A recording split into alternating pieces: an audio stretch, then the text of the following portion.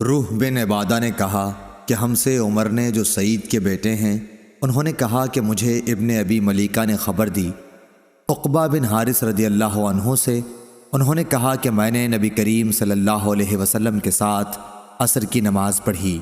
آپ صلی اللہ علیہ وسلم سلام پھیرتے ہی بڑی تیزی سے اٹھے اور اپنی ایک بیوی کے حجرے میں تشریف لے گئے، پھر باہر تشریف لائے۔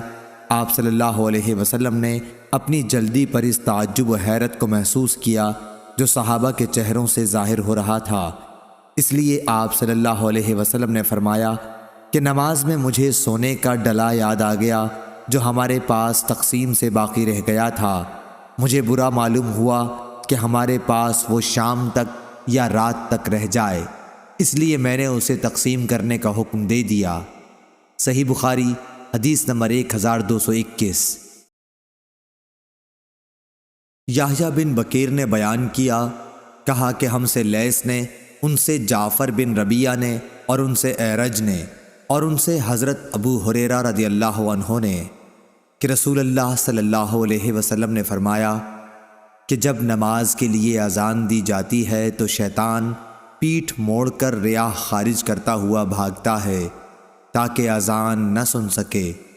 جب مؤذن چپ ہو جاتا ہے تو مردود پھر آ جاتا ہے، اور جب جماعت کھڑی ہونے لگتی ہے اور تکبیر کہی جاتی ہے تو پھر بھاگ جاتا ہے، لیکن جب مؤذن چپ ہو جاتا ہے تو پھر آ جاتا ہے اور آدمی کے دل میں برابر وساوس پیدا کرتا رہتا ہے، کہتا ہے کہ فلاں فلاں بات یاد کر۔ کمبخت وہ باتیں یاد دلاتا ہے جو اس کے ذہن میں بھی نہ تھیں۔ اس طرح نمازی کو یہ بھی یاد نہیں رہتا کہ اس نے کتنی رکعتیں پڑھی ہیں۔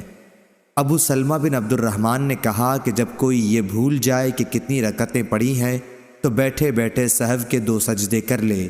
ابو سلمہ نے یہ ابو ہریرہ رضی اللہ عنہ سے سنا تھا۔ صحیح بخاری حدیث نمبر 1222۔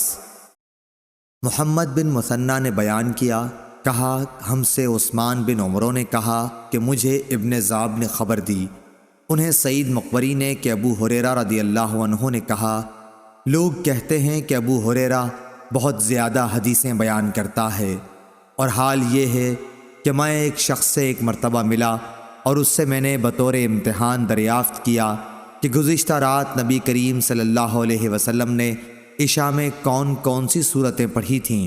اس نے کہا کہ مجھے نہیں معلوم۔ میں نے پوچھا کہ تم نماز میں شریک تھے؟ کہا کہ ہاں تھا۔ میں نے کہا لیکن مجھے تو یاد ہے کہ آپ صلی اللہ علیہ وسلم نے فلاں فلاں صورتیں پڑھی تھیں۔ صحیح بخاری حدیث نمبر 1223۔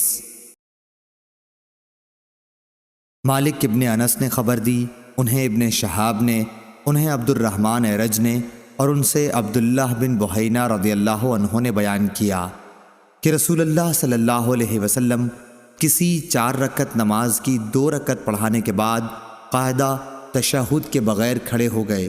پہلا قاعدہ نہیں کیا، اس لیے لوگ پھر آپ صلی اللہ علیہ وسلم کے ساتھ کھڑے ہو گئے۔ جب آپ نماز پوری کر چکے تو ہم سلام پھیرنے کا انتظار کرنے لگے، لیکن آپ نے سلام سے پہلے بیٹھے بیٹھے اللہ اکبر کہا اور سلام ہی سے پہلے 2 سجدے بیٹھے بیٹھے کیے، پھر سلام پھیرا۔ صحیح بخاری حدیث نمبر 1224۔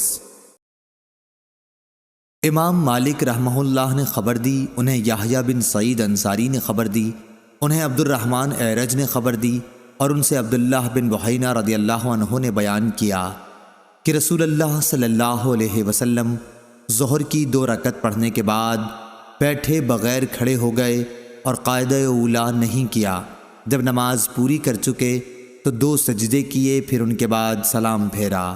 صحیح بخاری حدیث نمبر 1225۔